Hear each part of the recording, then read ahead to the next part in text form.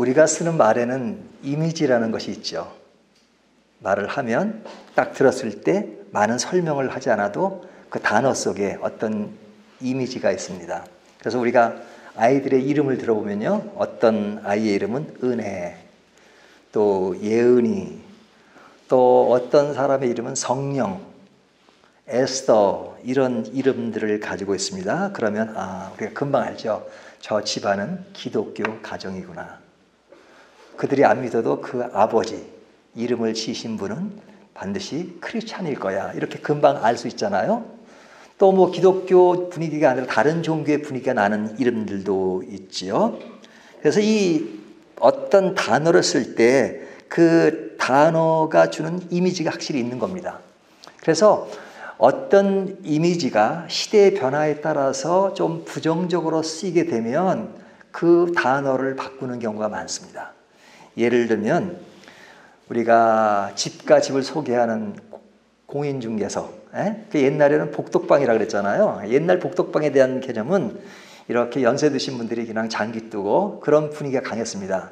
제가 처음 유학 갈 때가 1984년도였는데 한국에서 이렇게 복덕방 개념으로 가지고 있다가 거기 가니까 굉장히 어떤 세련된 그런 모습을 보고 이렇게 분위기가 다른가 그런 생각을 했는데, 우리나라도 이제 그런 옛날에 그런 복덕방 개념이 아니라 진짜 아주 세련된 그런 모습으로 바뀌었잖아요. 그래서 복덕방이라고 하지 않고 공인중개소 뭐 이렇게 말합니다.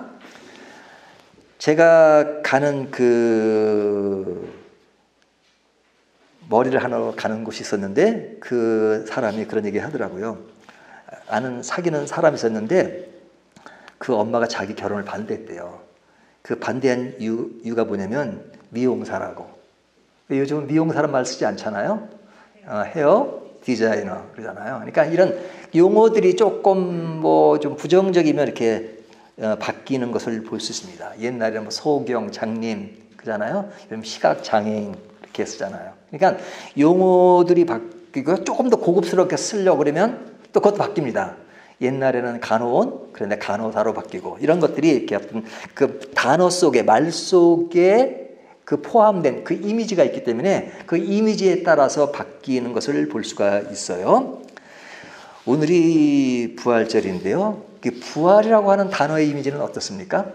어떤 이미지로 부활이라는 것이 다가옵니까? 이 부활이라고 하는 것은 우리 기독교 색채가 굉장히 강한 용어잖아요. 다른 종교에는 부활이 없습니다. 그렇기 때문에 부활 그러면 어떤 기독교인들, 교회 이것과 굉장히 연관되어 있잖아요. 그래서 아주 일반 사람들이 볼 땐 종교적인 용어이기 때문에 그 옛날에는 이렇게 자기와는 동떨어진 그런 용어로 인식을 했습니다. 하지만 요즘에는 이 부활이라는 단어가 광범위하게 쓰이는 것을 볼 수 있습니다. 그래서 뭐 말씀에 이런 말도 있잖아요. 패자, 부활전 그런 말 쓰죠. 제가 알고 있는 그 음악하시는 분 중에 부활이라는 그룹 사운드가 있습니다. 그래서 제가 그 그룹 사운드 이름이 부활이에요. 그래서 이분들은 다 믿는 사람들이 뭐 크리스찬 음악을 하나 그랬더니 그런 음악이 아니고 일반 음악을 하는데 그 그룹 사운드 이름이 부활입니다. 그러니까 이 부활이라는 말이 믿지 않는 사람들에게도 굉장히 많이 쓰이는 것을 볼 수 있어요. 뭐 부활이라 그러면 어떤 좀 희망이 있고 그리고 잘 안 됐지만 새롭게 좀 더 나아가는 그런 뉘앙스로 얘기를 많이 합니다. 그도 그럴 것이 사실 우리나라도 이제 이 구라파나 유럽의 그런 영향을 많이 받는데 우리나라 명절은 뭐 추석이 있고 또 설날이 있지만 그 유럽의 가장 큰 명절은 두 개입니다. 물론 다른 명절도 있지만 큰 명절은 성탄절과 부활절입니다. 크리스마스, 이스터데이 이렇게 그것이 그 나라의 가장 큰 명절이에요. 그러니까 그 속에 믿지 않는 사람도 아주 큰 명절로 성탄절과 부활절. 그렇기 때문에 이 부활이라고 하는 것은 굉장히 익숙해진 용어입니다. 일반인들에게도. 뭐 세계적으로 다 이렇게 익숙한 용어이기 때문에 이것이 어떤 기독교의 특별한 그 색채로 인식되는 것이 아니라 그냥 누구에게나 친근감 있게 인식되는 그런 단어로 인식되고 있습니다. 그런데 사람들이 익숙하면 무시한다는 말이 있잖아요. 그러니까 이 부활이란 말이 사람들에게 이제는 아주 대중적으로 일반적으로 쓰이다 보니까 부활이 갖는 본래의 의미가 희석되는 경우가 많습니다. 그러니까 일반인도 부활하면 참 좋은 거, 좀 힘이 나는 것, 새롭게 되는 것 이런 정도로 생각한단 말이죠. 그러다 보니까 우리 신앙인들도 이 부활이라는 말이 이렇게 우리만의 용어가 아니라 일반적인 용어가 되다 보니까 그 속에 있는 그런 깊은 본래의 의미보다는 그냥 좋은 의미로서 부활을 인식하는 성향이 있습니다. 그렇기 때문에 우리가 부활절을 맞이해서 이 부활이란 말이 일반적으로 쓰이고 또 우리가 그냥 아무 생각 없이 부활이라고 생각하는 것보다 이 부활이 가지는 의미가 무엇인가 하는 것들을 좀 더 깊이 생각하는 것이 중요하죠. 자, 부활이라는 것이 뭡니까? 1차적으로 생각하면 죽은 자가 살아나는 것, 이것을 부활이라고 그러죠. 그러니까 뭐 육체적인 부활 그러면 그 죽은 사람이 살아나는 것. 근데 죽은 사람이 살아나는 이야기를 우리가 뭐 자주 듣는 건 아니죠. 하지만 가끔가다 그런 얘기를 들을 때가 있어요. 죽은 사람이 살아났다. 어떤 사형을 집행하는 어떤 교도관이 있었는데 그분이 굉장히 유명하신 분인데 사형을 집행했는데 살아나는 경우가 있었대요. 사형을 집행했는데 이게 이제 교수형으로 근데 살아났대요. 그래서 그 사람은 살았기 때문에 살려야 되느냐 다시 죽여야 되느냐 하는 뭐 그런 그것이 이슈가 되는 때가 있었다는 그 얘기를 한 적이 있는데 뭐 가끔 그런 얘기도 있을 수 있죠. 우리가 성경을 보면 뭐 예수님께서도 죽은 사람을 살리셨죠. 해당장의 아이로의 딸을 살리기도 하시고 또 죽은 나사로를 살리기도 하셨습니다. 뭐 그 외에도 많은 사람이 살아났고 또 예수님이 이렇게 부활하실 때도 또 많은 사람들이 살아났던 그런 이야기들 성경에 나오잖아요. 자, 그러니까 이 부활이라고 하는 것은 어떤 육체적으로 죽었다가 살아나는 것을 말합니다. 근데 이제 이것은 작은 의미에서의 부활이라면 큰 의미에서 부활이라고 하는 것은 주님이 오실 때 죽었던 모든 사람들이 살아나는 것. 이것이 부활이죠. 그러니까 전자의 얘기도 부활이지만 그것은 어떤 작은 의미에서 한 개인이 죽었다 살아나는 것 부활이지만 우리가 부활의 신앙을 믿는다 그러면 그냥 인간이 죽었다 살아난 그 정도로 끝나는 것이 아니라 주님이 오실 때 새로운 세계가 열리는구나. 그리고 모든 사람이 살아나는구나 하는 것을 생각하죠. 그것을 더 깊게 하면 우리의 삶을 지금으로 국한되는 것이 아니라 영원히 사는 것. 우리가 앞에 이야기는 죽었다 살아나도 또 죽잖아요. 하지만 우리가 주님이 오실 때 살아나는 것은 또 죽는 것이 아니라 그때는 영원히 사는 것이란 말이죠. 그래서 영원히 산다는 것이 부활의 의미에 더 깊이 들어가 있습니다. 예수 그리스도의 십자가의 죽으심, 그것이 나온 다음에 부활 얘기가 나오잖아요. 그 부활은 우리의 죄가를 다 지불하시고 우리를 영원히 살게 했다는 것에 초점이 있는 것이잖아요. 자, 이것이 이제 부활이 주는 본래의 의미입니다. 근데 일반인들은 그런 정도의 부활의 개념으로 생각하는 것이 아니라 사람들에게 뭐 좀 희망을 주는 그리고 용기를 주는 그런 개념으로 생각하죠. 그래서 그런 사람들에게 부활이 그것이 전부가 아니고 진짜 부활의 의미는 죽은 사람이 살고 그리고 우리가 영원한 생명에 들어가는 것이야. 이렇게 이야기를 하면 갑자기 그가 익숙해진 용어에서 이것이 좀 뭐랄까 아주 종교적인 기독교적인 용어구나 뭐 이렇게 생각할 수 있겠죠. 하지만 우리 기독교인들에게 이 부활이라고 하는 것은 믿어도 되고 안 믿어도 되는 그 정도로 생각하는 것이 아니라 아주 너무 확고하게 부활은 부활이다. 그렇기 때문에 이 부활에 대해서 뭐 있느냐 없느냐 뭐 부활이 있을 수 있냐 그런 걸 논쟁하지 않아요. 그냥 아주 단도직입적으로 부활은 확실한 것이다. 진리다. 이렇게 말합니다. 저희가 고린도전서 15장 12절부터 19절까지 읽었는데요. 거기에 나오는 용어들을 보면요. 13절에 보면 만일 죽은 자의 부활이 없으면, 이 만일이라는 것이 나와요. 만일. 근데 이 만일이란 말이 여기 한 절만 나오는 것이 아니라요, 각 절마다 뭐 다는 아니지만 굉장히 많이 나옵니다. 14절 보시면요, 그리스도께서 만일, 그러죠? 만일 나오죠. 또 15절 하반절을 보면요, 만일 죽은 자가 다시 살아나는 일이 없으면, 그렇죠? 만일이 나오죠. 또 16절을 보면 만일 죽은 자가 나오죠. 그리고 19절을 보면 만일 그리스도 안에서, 그러죠. 여기 만일이라는 말이 나오죠. 이 만일이라는 말은 영어로 얘기할 때 문법으로 할 때 if, 가정법일 때 if, 만약 뭐뭐 한다면 이러잖아요. 그러니까 어떤 가정하는 것입니다. 근데 이 만일 부활이 없다면 그러잖아요. 그러니까 만일 부활이 없다는 그 말은 뭐예요? 성경은 부활이 확실히 있다 이거야. 확실히 있다 이거죠.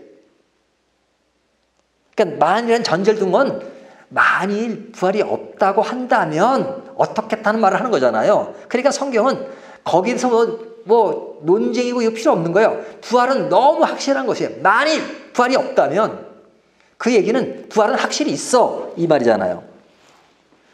그러면서 부활이 없다고 생각하는 사람들에게 질책을 하는 겁니다. 12절 보시면 그리스도께서 죽은 자 가운데서 다시 살아나셨다 전파되었거늘 너희 중에서 어떤 사람들은 어찌하여 죽은 자 가운데서 부활이 없다 하느냐 그러죠. 어찌하여 그러죠. 어찌하여.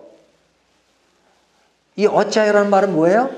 진짜 이건 논쟁의 대상이 아닌데 당연히 알아야 되는 진리인데 너희가 어떻게 부활이 없다 하느냐 질책하는 겁니다. 질책하는 차원에서 어찌하여 이렇게 말합니다.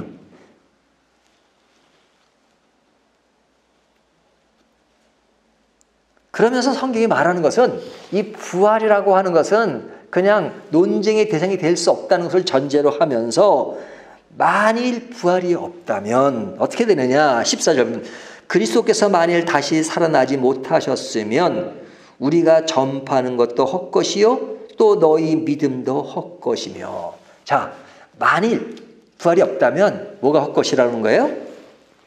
우리의 믿음도 헛것이요 또 우리의 전파하는 것도 헛것이다. 그러니까 우리의 믿음, 우리가 신앙생활 할 때 믿음으로 산다 그러잖아요. 그러니까 믿음이 다 헛것이에요. 우리가 지금 말씀을 전하고 복음을 전파하는 거 다 헛것이라는 겁니다. 이 부활이라고 하는 것은 예수 그리스도의 부활, 십자가의 의미를 확실히 보여주는 거죠. 우리가 사도행전에 보면 제자들이 복음을 전할 때 가장 강하게 전한 게 뭐예요? 부활이잖아요. 부활. 그 부활을 왜 강조하느냐? 십자가를 강조하기 위해서 그래요. 그러니까 십자가는 뭐예요? 우리를 구원했다는 거죠. 우리의 죄를 대신해서 예수님이 십자가를 지었다. 그 십자가를 지고 죽은 사람은 뭐 예수님만 있는 게 아니라 옆에 강도도 있었고 그 당시에 많은 사형수들이 그렇게 처형을 당했으니까 많은 사람이 십자가를 졌어요. 그럼 십자가를 달린 것이 그 사람이 우리를 구원한 것이냐? 아니잖아요. 근데 예수님이 십자가가 우리를 구원했다는 것을 분명하게 알려면 예수님이 하나님의 아들이라는 사실을 분명히 알려줘야 되잖아요. 하나님의 아들이라는 것을 증명하는 것 중에 하나가 뭐예요? 부활이죠. 구약 성경을 통해서 메시아의 부활, 그것을 예언되었는데 그가 하나님의 아들이다. 그걸 물리적으로 보여주는 것이 예수 그리스도가 십자가에 죽으신 것으로 끝난 것이 아니라 부활하셨다. 그가 하나님의 아들이다. 그래서 그분이 하신 일이 우리를 구원하신 것이다 하는 것을 분명히 증명하기 위해서 제자들은 한결같이 그의 메시지에 부활을 강조했어요. 그렇게 강조한 사도들의 그 말을 사도 바울은 오늘 본문에서 더욱더 강조하는 것입니다. 만일 부활이 없다면 예수 그리스도의 사심이 없으면 우리의 증거하는 것이나 우리의 믿음 다 헛것이다. 그러면서 15절에 또 우리가 하나님의 거짓 증인으로 발견되리니. 자, 하나님의 거짓 증인이 누가 되는 거예요? 우리가 거짓 증인이 되는 거죠. 부활이 없다면. 이 말은 거짓 증인이라. 자, 부활이 없어요. 그러면 지금 부활을 이야기하는 제가 뭐 하는 겁니까? 거짓말하는 거죠. 거짓말하는 걸 조금 속으로 얘기하면 사기치는 겁니다. 사기치는 겁니다. 그렇죠? 부활이 없는데 부활이 있다면 사기치는 거잖아요. 그럼 여러분은 뭐예요? 사기를 당하는 거죠. 근데 만약 진짜 부활이 없다면 제가 지금 간소하게 제가 사기를 치고 사기를 당한다 뭐 이렇게 얘기했지만 이 지구상의 역사를 보면 이 그리스도의 역사라고 하는 것은 간단치가 않아요. 예수님 때문에 자기의 일생을 다 헌신하고 순교도 하고 모든 것을 다 바친 사람이 한두 명입니까? 오랜 역사 동안에 많은 사람들이 예수님을 믿고 그 안에서 새로운 삶을 영위하며 살아왔습니다. 그런 사람들이 많은데, 그리고 우리 세계적인 문화 속에 상당한 영향을 끼쳤는데 만약에 부활이 없다면 이 모든 것이 다 사기잖아요. 그러면 인류의 역사상 가장 큰 사기극이 되죠. 그렇지 않겠어요? 예수 그리스도의 부활이 없다면 얼마나 큰 사기입니까? 우리가 보는 책 중에 가장 많은 부분을 다루고 있는 것이 예수 그리스도의 복음의 글이에요. 가장 많은 음악 중에 하나가 예수 그리스도의 음악이에요. 많은 시와 많은 문학과 세계 역사 가운데 너무나도 많은 것을 차지하고 있는 것이 예수 그리스도고 우리가 믿는 복음이고 구원이에요. 그런데 그것이 부활이 없으므로 그런 것이 사기라면, 가짜라면, 거치라면 이 지구상의 모든 역사의 가장 큰 사기극이 이것이 될 수밖에 없죠. 우리가 연도를 말할 때 BC 몇 년도, 또 주후, 주전, 주후 그렇게 말하잖아요. 주전은 뭐예요? 영어로 BC, 주후는 AD 그러잖아요. 그게 일반 사람들이, 영어로 하는 사람들이 BC 몇 년, AD 몇 년 그거 따지잖아요. 근데 BC 뭐예요? BC 뜻이 Before Christ, 예수님 이전이란 말이에요. 예수님 이전. 그러니까 예수님 이전, 예수님이 오시기 전을 주전, 주전, 주님이 할 때 그 주님이 오시기 전을 역사를 계산할 때 주전 몇 년이라고 말한단 말이죠. 그러니까 역사를 구분할 때 BC, 예수님이 오신 것을 기점으로 이야기를 해요. 주후, AD는 뭐예요? 어떤 사람은 after that, 죽음 후에 뭐 이런데 그거는 틀린 말이고요. 그러니까 라틴어입니다. Anno Domini, the year of our Lord. 우리 주님의 시대란 말이에요. 그러니까 우리 주님의 시대, 그러니까 예수님 이후를 AD라 그러잖아요. 그러면 우리의 역사의 주전과 주를 예수님을 기점으로 나눌 만큼 그리스도의 역사가 세계를 지배하는데 만약 부활이 없다면 그 모든 것은 뭐예요? 가짜고 사기가 되는 것이죠. 그러니까 부활이 없다면 너무너무 심각한 겁니다.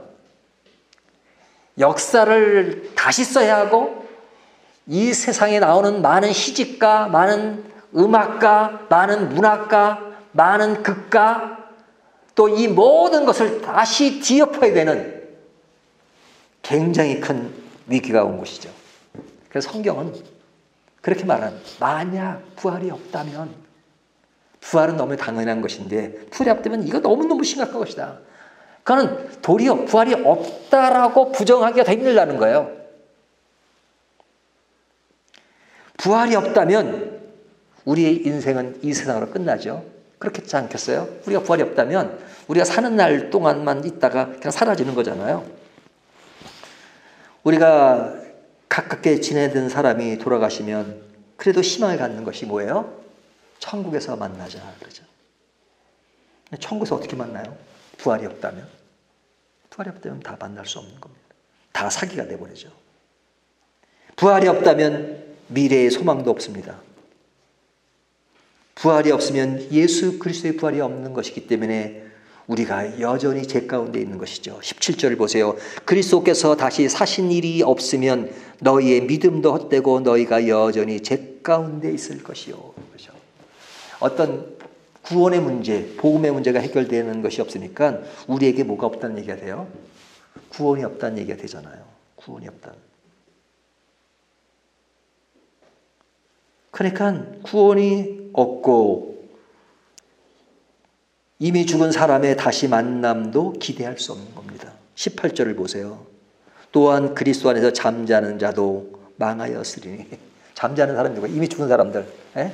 그 사람들이 다 깨어나서 부활하는 것인데 그것이 없으면 다시 만남이 없어요. 그렇죠? 우리가 장례식에 가보면 저도 장례를 집례하다 보면 요즘은 다 이렇게 화장을 하면 옛날에는 이렇게 매장을 했잖아요. 그러면 이렇게 땅을 고 간을 내려오면 이제 가족들이 이렇게 꽃을 이렇게 던집니다. 그럼 그때 한마디 대부분 이런 얘기를 해요. 잘 가, 잘 가, 잘 가. 그리고 다시 만나자. 먼저 갔으니까 나중에 갈게 그러잖아요. 먼저 갔으니까 나중에 갈게 그러잖아요. 근데 나중에 가서 뭐 어떻게 해야 돼요? 만날 수 있나요? 부활이 없다면 만나는 거죠. 부활이 없다면 새로운 만남도 없고 죽은 사람들의 그런 모든 것도 무의미한 것이고 우리의 삶도 그냥 이 세상에 살다가 그냥 가는 거로 끝나는 것이죠. 그래서 부활을 믿지 않고 이 세상 산다는 것은 그냥 뭐 이 세상 사는 동안만 그냥 시큰 잘 먹고 그냥 그렇게 살다가 행복하게 사는 것이 전부지 뭐 그렇게 살잖아요. 새로운 내일이 없어요. 근데 우리는 부활이 있기 때문에 소망이 있습니다. 소망이 있어요. 이것처럼 큰 소망이 없어요. 우리가 연세가 드시면 어떤 얘기를 제일 많이 합니까? 우리가 살 날이 많지 않아지니까 아이고 이제는 살 날이 얼마 안 남았으니까 뭐 이런 얘기 하잖아요. 건강도 많이 약해지고 이런 얘기 하잖아요. 우리가 세상 사는 동안에는 우리의 허물이 낡고 장막이 낡으니까 그런 얘기를 할 수 있어요. 하지만 성경은 우리의 인생이 이 세상에 사는 것으로 끝나는 것이 아니라 새로운 시작이 일어난다고 이야기합니다. 새로운 시작. 그러니까 우리가 이 세상의 모든 것을 장막을 벗는 순간에 우리는 뭐가 되는 거예요? 더욱더 좋은 새로운 세상을 맛보는 겁니다. 그러니까 연세가 드시면 젊은 애들을 향해서 이렇게 말해야 돼요. 야, 너희들은 새로운 세상을 보려면 아직 멀었지. 에? 우리는 이제 조금 있으면 좋은 세상 만날 거야. 우리가 어렸을 때 소풍 가는 날이면 밤잠을 못 자잖아. 소풍에 대한 기대 때문에 우리가 내일에 대한 기대가 다가왔어요. 야, 그때는 이 사람과의 관계, 문제, 고통, 괴로움, 아프고 병원에도 가야 되고 그 다음에 뭐 신경 쓸 일도 많고 뭐 행정적인 것도 많은데 그 나라에 가면 그런 것이 다 없어. 이제 그런 것과 신경 쓸 게 아니고 진짜 좋은 세상, 좋은 생이 다가왔다고 말하는 겁니다. 그래서 오늘 본문이 아주 확실하게 말하는 것이 있어요. 확실하게 말하는 게 뭐냐면 뭐예요? 오늘 제일 마지막 절 19절 다시 한번 읽어볼까요? 19절 시작. 만일 그리스도 안에서 우리가 바라는 것이 다만 이 세상의 삶뿐이면 모든 사람 가운데 우리가 더욱 불쌍한 자이라. 불쌍한 자가 누구예요? 우리의 모든 삶이 이 세상에 국한돼서 산다면 이것이 전부인 것처럼 산다면 그 사람은 어떻다고 말해요? 불쌍하다. 불쌍하다. 우리가 불쌍하지 않은 이유가 뭡니까?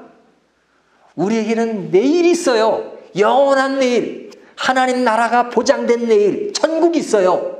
그리고 그때 우리는 고통과 괴로움이 없고 모든 것이 다 화려하게 꾸며지고 그리고 정말로 마음속의 기쁨과 평안을 누릴 수 있는 영원한 천국이 있어요. 우주적으로 말하면 예수 그리스도가 오실 때지만 우리가 개인적으로 말하면 우리의 죽음이, 우리의 호흡이 끝나는 순간에 우리는 새로운 세상을 맛봅니다. 영원한 천국을 맛봅니다. 그것은 어떤 사람만이 그것을 누리느냐? 부활이 있는 인생에게. 부활이 없는 인생이라면 그런 것들은 꿈도 꿀 수 없고 그런 것이 있는지도 모르고 불행하게 살아가는 오직 이 세상의 삶 속에만 국한된 인생을 살아간다면 그것처럼 불행한 일은 없죠. 그래서 성경은 그런 사람을 불쌍하다고 말하는 겁니다. 하지만 우리는 불쌍한 사람이 아니라 우리가 애벌레가 그 안에 가둬 있을 때는 그 속에 있는 것이 전부자지만 그것을 깨어나면 헐 나는 새로운 생을 맛보듯이 우리에게 영원한 새로운 세상이 있다는 것을 말씀해 주고 있어요. 부활은 단순히 부활절의 한 번의 메시지가 아니라 우리가 부활했다는 단순한 소망이 아니라 이것은 완전히 다른 새로운 세상에서 새롭게 꿈꿀 영원한 나라의 꿈을 우리에게 보장하는 것입니다. 그렇기 때문에 그 희망이 있기 때문에 그 소망이 있기 때문에 오늘을 더 화려하고 더 기쁘고 더 아름답게 살 수 있는 것이죠. 그것이 부활이 있는 인생만 누릴 수 있는 아름다운 것입니다. 만일 우리에게 부활이 없다면 그 성경은 말씀을 헛것이다. 모든 것이 헛것이다. 그리고 이 세상의 모든 것이 다 사기가 되고 모든 것이 무너지고 모든 것이 안타깝게 되는 것이지만 우리에게는 부활이 있다. 가장 소중한 것이라고 말하는 것입니다. 우리 신앙은 부활절 하루만이 아니라 매일의 삶 속에서 우리 신앙의 중심에는 부활이라는 것이 빠질 수가 없는 겁니다. 우리 신앙과 삶의 가장 소중한 것입니다. 구원의 확신과 미래에 대한 확신과 내세의 확신과 영원한 소망을 주는 것입니다. 그래서 죽음은 우리의 마지막이 아니라 새로운 시작입니다. 나이가 들수록 새로운 세계가 더욱더 가까이 다가온 것입니다. 그것을 느끼지 않는다면 이 세상의 삶이 전부인 줄 알고 살겠죠. 그런 사람을 오늘 말씀은 불쌍하다고 말하지 않습니까? 헛되지 않은 것은 우리에게 영원한 삶이 있기 때문에 그렇습니다. 그것은 부활의 신앙이 그것을 증명하는 것입니다. 사람이 사형 선고를 받으면 긴장하잖아요. 뭐 누구나 마찬가지일 겁니다. 어떤 제가 아는 선배님이 그러더라고요. 자기는 늘 부활을 믿고 영원한 나라가 있다는 걸 믿었는데 뭐 이상한 누구나 왔다 가는 것이라고 믿었는데 딱 진단을 받았는데 아니라고 하니까 얼마 살 수 없다고 말하니까 갑자기 불안해지더래요. 자기는 그런 신앙을 갖고 있었는데도 불구하고 불안해지더래요. 그래서 불안을 느끼면서 내가 진짜 부활을 제대로 믿고 있는 것인가 라고 잠시 생각을 했답니다. 그래서 잠시 생각을 하니까 다시 새로운 평안이 오더래요. 그 순간 느끼는 어떤 그 감정적인 것은 잠깐 느꼈다는 거예요. 여러분 그것이 인간이 가지는 그런 마음이에요.